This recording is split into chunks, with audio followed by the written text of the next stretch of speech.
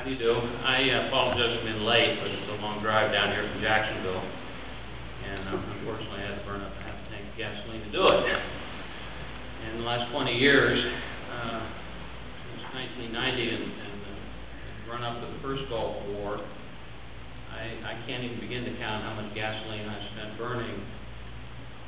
Please talk into the microphone. Being a crusader in this state for trying to eliminate our total absolute dependency on liquid petroleum-based motor fuels. Because that is the only way that you're going to stop this kind of problem from happening again and again and again. I got out of the U.S. Merchant Marine Academy in 1969 when the Torrey Canyon had run aground on Land's End. And I was basically a boat driver, a ship driver. And my first ship was a hybrid electric vehicle. It was diesel.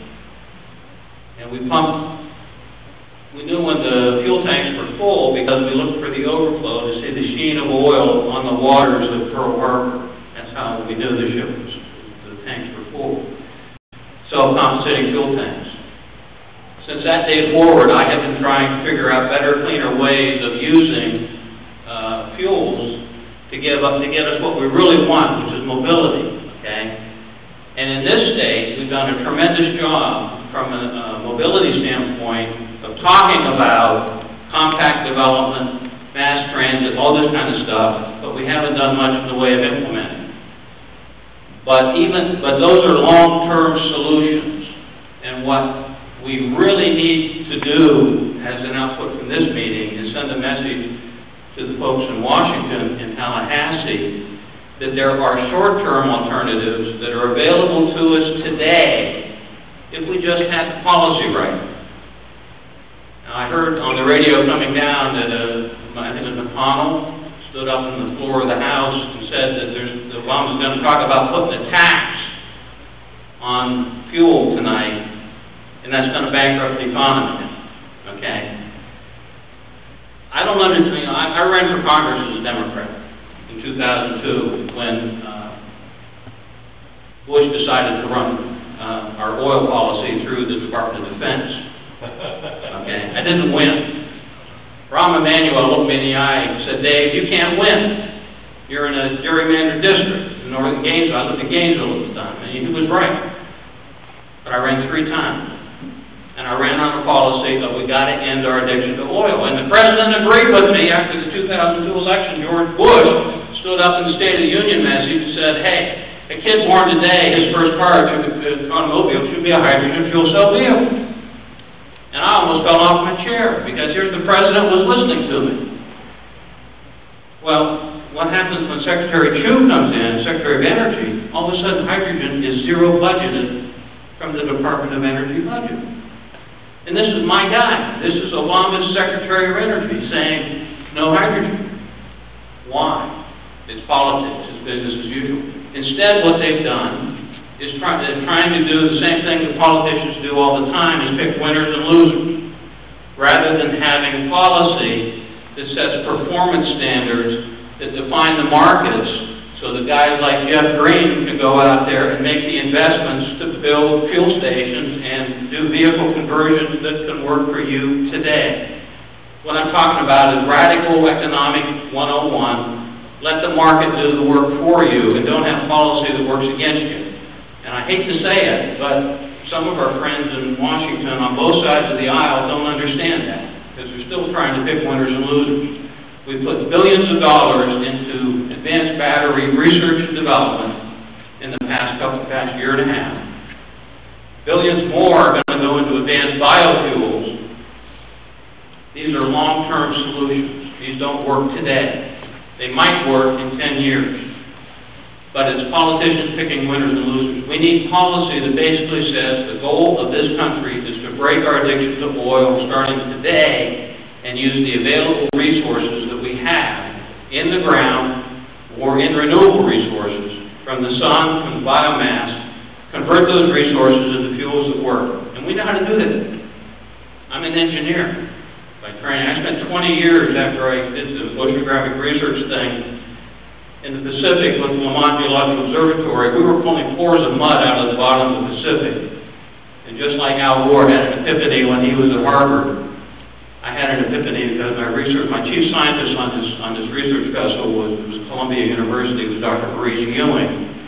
And I learned in 1969-70 that the bottom of the oceans are, to give you a thermometer of the history of the climate on this planet for the last 600,000 to a million years. And we were collecting that data. 40 years later, the science is not inconclusive. The science is very, very solid. We have a problem with climate change. We have a problem not with gradual warming, where it goes up a little bit every year and you can adapt and modify. We have a problem when the ice age decides to kick in, it's non-linear. It goes whoop, and you can see the layers in the mud or the layers in the ice core. It's there. The only debate is not whether man is having an impact on this with our mobilizing hundreds of millions of years of stored carbon in the form of cement and fossil fuels. The question is, what's the outcome of this uncontrolled experiment in climate change going to be? How bad is it going to be, and when's it going to start really getting obvious?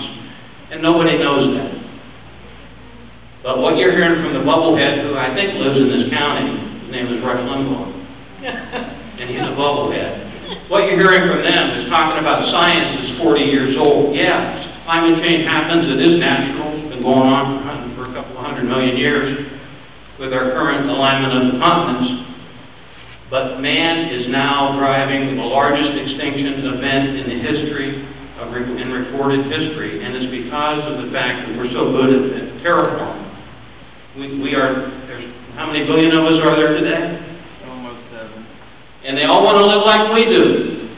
That's the problem, folks. Now, the only way these 7 billion people are going to live like us in peace and harmony is if we change the rules that define the markets so that we put a price on things that we don't want to see happen. And one of the things we don't want to see happen is pollution. I spent, from 1970 to 1990, 20 years of my life cleaning up the mess that we had created for the previous 50 years. We call it leaking underground storage tanks. We call it hazardous waste sites. The guys out there in their little white suits, I was doing that 40 years ago. And it's not any fun, but it's very, very profitable for the people who are involved. But it's lousy for the people who are cleaning it up. It is lousy for the people who are on the receiving end and live next door to it. And we've learned how to stop hazardous waste for the most part. We've learned how to stop the gross air pollution, the gross water pollution. What we now have to do is find out, how do you get that last 5%? How do you do the hard stuff? And we're not real good at behavior change. And we can't gamble on technology. So what do? You got to harness the markets. That's my judgment. And the market forces that are going to save us is the fact that we've got a lot of natural gas in this country that you can produce from private land onshore. You don't have to drill in a mile deep water to go get the oil that's out there with it. You produce gas all by itself, comes out of the ground. It's really cheap, and it's available in just about everybody's community and from your local utility. And it is not controlled right now by the multinational oil companies. They have a big stake, but they don't control the market. So going to natural gas creates something that I don't know if you ever talked about. It's competition. And it's competition for a fuel. This should be the mantra of everybody who believes in change. Cleaner, safer, more efficient, abundant, available, and affordable. It is affordable. It's 50, 60, 70